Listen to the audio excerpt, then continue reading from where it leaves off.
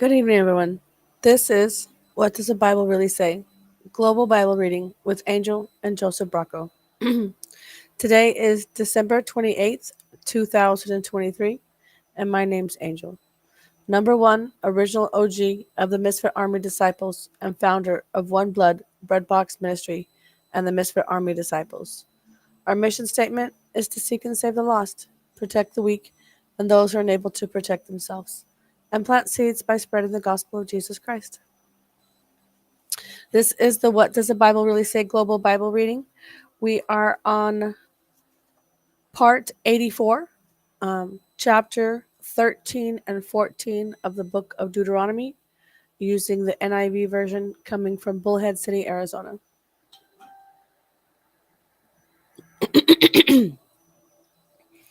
Deuteronomy chapter 13 and 14. Worshipping other gods.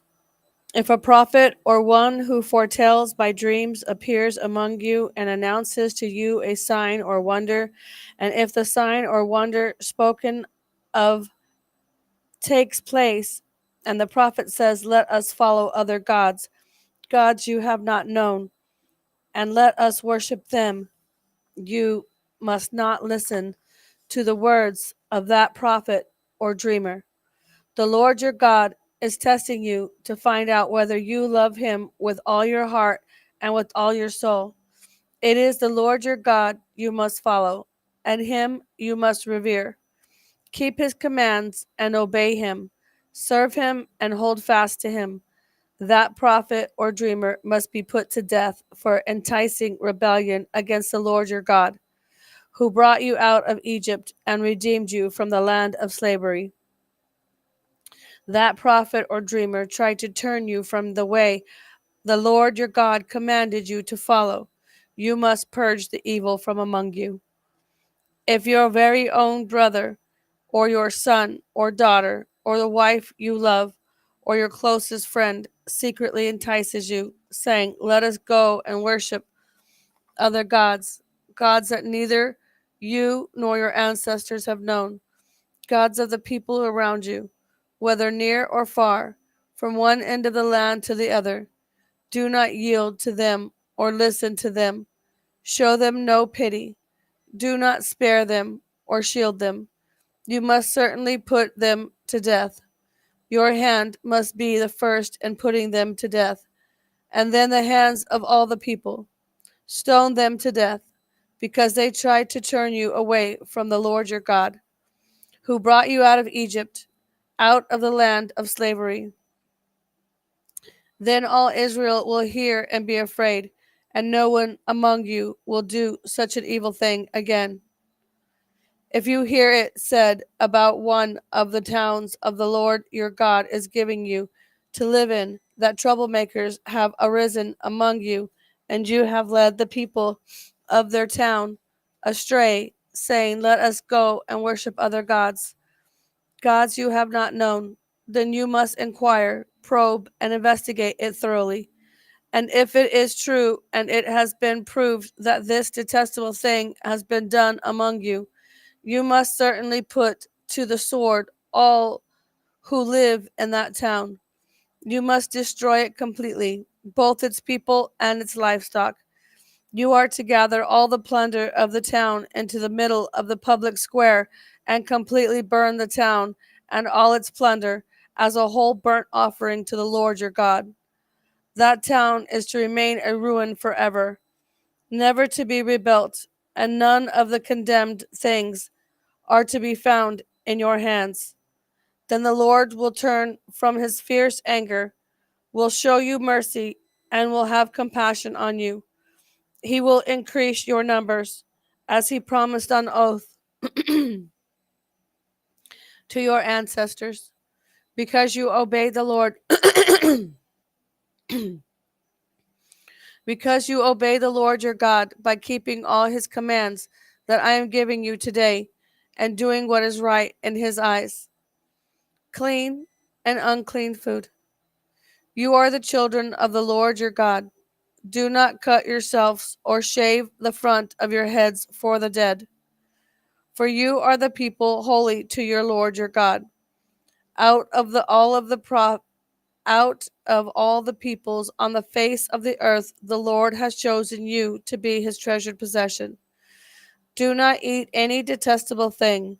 These are the animals you may eat: the ox, the sheep, the goat, the deer, the gazelle, the roe deer, the wild goat, the ibex, the antelope, and the mountain sheep. You may eat any animal that has a divided hoof and that chews the cud. However, of those that chew the cud or that have a divided hoof, you may not eat the camel, the rabbit, or the hyrax. Although they chew the cud, they do not have a divided hoof. They are ceremonially unclean for you. The pig is also unclean. Although it has a divided hoof, it does not chew the cud. You are not to eat their meat or touch their carcasses. Of all the creatures living in the water, you may eat any that has fins and scales.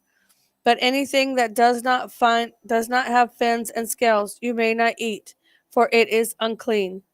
You may not eat you may eat any clean bird, but you may not eat the eagle, the vulture, the black vulture, the red kite, the black kite, any kind of falcon, any kind of raven, the horned owl, the screeched owl, the gull, any kind of hawk, the little owl, the great owl, the white owl, the desert owl, the osprey, the cormorant, the stork, any kind of heron, the hoopoe, and the bat. All flying insects are unclean to you. Do not eat them. But any winged creature that is clean you may eat. Do not eat anything you find already dead. You may give it to the foreigner residing in any of your towns, and they may eat it, or you may sell it to any other foreigner. But you are a people holy to the Lord your God. Do not cook a young goat in its mother's milk. Tithes. Be sure to set aside a tenth of all that your fields produce each year. Eat the, t- eat the tithe of your grain, new wine, and olive oil, and the firstborn of your herds and flocks in the presence of the Lord your God at the place he will choose as a dwelling for his name, so that you may learn to revere the Lord your God always. But if that place is too distant and you have been blessed by the Lord your God and cannot carry your tithes because the place where the Lord will choose to put his name is too far away, then exchange your tithe for silver and take the silver with you and go to the place the Lord your God will choose.